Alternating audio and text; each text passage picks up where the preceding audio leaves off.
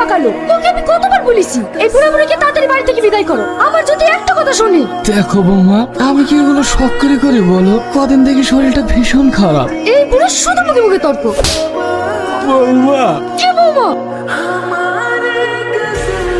কেঁদো না, আমি তোমাকে কতবার বললাম এত অত্যাচার সহ্য না করে চলো আমরা কোথাও চলে যাই। আমরা বাপ মা, সন্তান যতই ভুল করুক না কেন, আমরা কি তাকে ছেড়ে থাকতে পারবো? এত কষ্ট দেওয়ার পরে ছেলে মেয়ের প্রতি বাপ মায়ের এত মায়া হয় কেন বলো তো?